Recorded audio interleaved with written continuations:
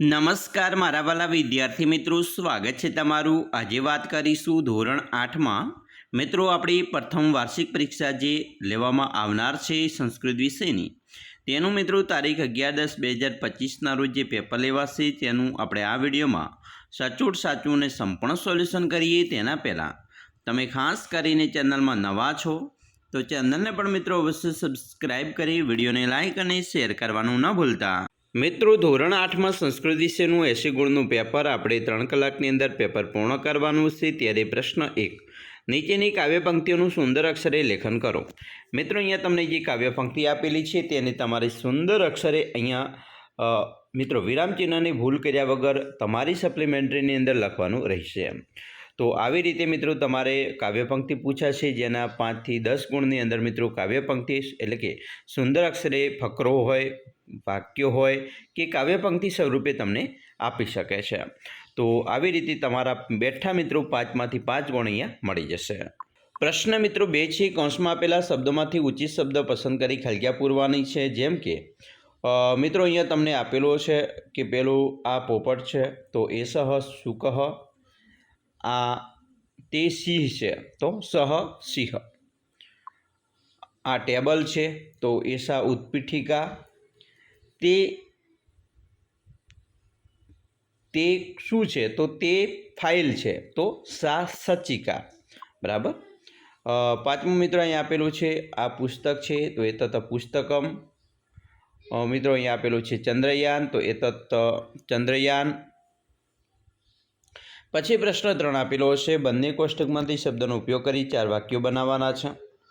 અહીંયા તમે જોઈ શકો છો બંને કોષ્ટક આપેલા છે, જેમ કે અતે તો અહીંયા ગજાહ તો અતે ગજાહ, તેવી રીતે બીજું છે તા ચટકાહ, પછી એતાની ચિત્રાણી, તાની પાત્રાણી, વયમ બાલકાહ, યુયમ સૈનિકાહ, એતા મહિલાહ, તે અશ્વાહ।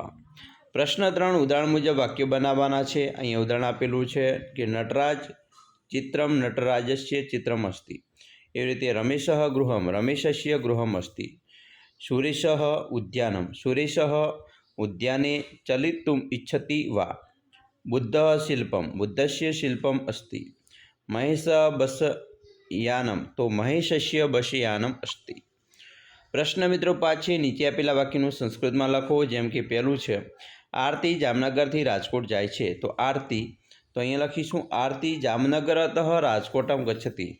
બીજું મિહિર અમદાવાદથી સુરત જાય છે તો મિહિરઃ અમદાવાદતઃ સુરતમ ગચ્છતિ। ત્રીજું અથર્વ સિહોરથી ભાવનગર જાય છે તો અથર્વ સિહોરતઃ ભાવનગરમ ગચ્છતિ। પ્રશ્ન 9 કૌંસમાં આપેલા શબ્દનો ઉપયોગ કરી પ્રશ્ન વાક્ય બનાવવાના છે। જેમ કે ઉદ્યાને પુષ્પમ વિકસતિ તો ઉદ્યાને કિમ વિકસતિ। બીજું પ્રવીણઃ મંદિરતઃ ઉદ્યાનમ ગચ્છતિ તો પ્રવીણઃ કુત્ર ઉદ્યાનમ ગચ્છતિ। 3 ક્રીડિકાઃ ક્રીડનાર્થ ક્રીડાંગણમ ગચ્છન્તિ તો કિમર્થનો ઉપયોગ કરીને આપણે વાક્ય બનાવીએ પ્રશ્નાર્થ વાક્ય, તો ક્રીડકાઃ ક્રીડનાર્થ કિમર્થમ ગચ્છન્તિ।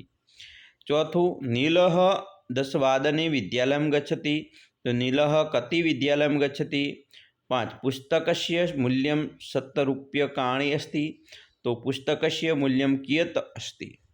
એવી રીતે પ્રશ્ન 7 નીચે આપેલા ગદ્યખંડના આધારે પ્રશ્નોના ઉત્તર સંસ્કૃતમાં લખવાના છે। અહીંયા તમે જોઈ શકો છો સરસ મજાનો જે ફકરો આપેલો છે એ ફકરોને આપણે યોગ્ય રીતે વાંચન કરી સમજી અને નીચેના પ્રશ્નોના જવાબ આપવાના છે। જેમ કે પ્રશ્ન 1, એકલવ્ય કસ્ય સમીપમ અગચ્છત તો એકલવ્ય દ્રોણાચાર્યસ્ય સમીપમ અગચ્છત। બીજું એકલવ્ય કી પઠિતુમ ઇચ્છતિ સ્મ તો એકલવ્ય ધનુર્વિદ્યા પઠિતુમ ઇચ્છતિ સ્મ। તેવી રીતે ત્રીજો પ્રશ્ન છે એકલવ્ય દ્રોણમ કિમ અવદત તો અહમ અપી ધનુર્ધરઃ ભવિતુમ ઇચ્છામિ। ચોથો પ્રશ્ન છે મિત્રો દ્રોણઃ એકલવ્ય કી પ્રત્યવદત તો એનો જવાબ આવશે કે આચાર્ય પ્રત્યવદત અહમ કૌરવાન પાંડવાન ચ પાઠ્યામિ। તો એ રીતે આપણે જવાબ લખીશું। પ્રશ્ન મિત્રો 8 છે, કોઈ પણ એક વિષય પર સંસ્કૃતમાં 6 વાક્ય લખવાના છે। જેમ કે મમ દિનચર્યા તો તમારી દિનચર્યા વિશે મિત્રો 5 વાક્ય અથવા 10 વાક્ય લખી શકો છો। જેમ કે અહમ પ્રતિદિનમ પ્રાતઃ ષડાદને ઉત્તિષ્ઠામિ ततः अहं दन्तधावनं स्नानं च करोमि। अहं प्रातः सार्धषड्वादनतः सप्तवादनपर्यन्तं योगासनं करोमि। पश्चात् अहं दुग्धं पिबामि, अल्पाहारं च करोमि। अहं प्रातः 9वादनतः 10वादनपर्यन्तम् अध्ययनं करोमि। अहं सार्धदशवादनं भोजनं करोमि। अहं सार्ध-एकादशवादने विद्यालयं गच्छामि। विद्यालये अहं सपादपञ्चवादनपर्यन्तं विविधान् विषयान् पठामि। अहं विद्यालयतः सायं षडादने गृहम् आगच्छामि। अहं सायं षडादनतः सप्तवादनपर्यन्तं खेलामि। शयनपूर्वम् अहं प्रार्थना करोमि ने अहं रात्रौ 10वादने शयनं करोमि। મિત્રો, તમારી આખી દિનચર્યા આવી રીતે તમે સંસ્કૃતની અંદર લખી શકો છો। આવી રીતે તમારે તૈયાર કરી લેવાની છે। એના પછી મમ પ્રવાસ, તમારા પ્રવાસ વિશે મિત્રો અહીંયા તમે સરસ મજાના વાક્યો છે એ લખેલા છે, એને તમારે તૈયાર કરી લેવાના છે અને આવી રીતે જો પૂછાય તો લખી શકો છો। પ્રશ્ન મિત્રો 9 છે, એનો અ છે નીચે આપેલી સંખ્યા સંસ્કૃતના અંકોમાં લખો। અહીંયા મિત્રો 68 ને આ રીતે લખાશે, 74 ને આ રીતે, 96 આ રીતે લખાય, 81 અને 36 આ રીતે લખાશે। પ્રશ્ન મિત્રો 9નો બ છે, નીચે આપેલી સંખ્યા સંસ્કૃત શબ્દોમાં લખો। જેમ કે 12 તો દ્વાદશેન, 40 ને ચત્વારિશત, 24 ને ચતુર્વિશતિ, 99 ને નવનવતિ અને 16 ને ષોડશન। પ્રશ્ન 10 આપેલા સમયને સંસ્કૃત અંકમાં અને શબ્દોમાં લખો। તો અહીંયા મિત્રો 10:15 થયા છે તો એને સપાદ દશવાદનમ કહેવાય। અહીંયા 7:30 વાગ્યા છે તો એને સાર્ધ સપ્તવાદનમ કહેવાય। અહીંયા 11:15 થયા છે તો એને પદોન એકાદશવાદનમ કહેવાય। અહીંયા મિત્રો 8 અને 7 અને 55 થઈ છે તો એને 55 અષ્ટવાદનમ કહેવાય। પછી મિત્રો અહીંયા વાગ્યા છે 9 ને 10 મિનિટ તો દશાધિક નવવાદનમ। અહીંયા મિત્રો 7 અને એટલે કે 6 અને 50 થઈ છે તો એને દશોન સપ્તવાદનમ કહેવાય। પ્રશ્ન 11 શ્લોક પૂર્તિ કરો। અહીંયા તમને મિત્રો શ્લોક પૂર્તિ કરવાનું કહેવામાં આવશે। જેમ કે સદાવક્રી, દસમો ગ્રહ આ રીતે ખાલી આપેલી હશે અને તમારે યોગ્ય રીતે મિત્રો એને સાચી શ્લોક પૂર્તિ કરવાની છે। એવી રીતે અહીંયા મિત્રો 2 બીજી કાવ્ય પંક્તિ છે, 3, 4 તમામે તમામ મિત્રો એકવાર તૈયાર કરી લેજો। તમારી પરીક્ષામાં તમને આ પ્રશ્નો છે પૂછાયા છે।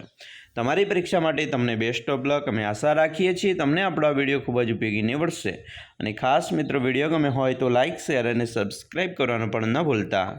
તો મિત્રો ધોરણ 8ના તમામ પ્રકારના વિડીયો સ્વાધ્યાયન પોથીના હોય, એકમ કસોટીના હોય કે પછી પ્રશ્નપત્ર સોલ્યુશનના વિડીયો આપણી ચેનલના માધ્યમથી મિત્રો મેળવી શકો છો।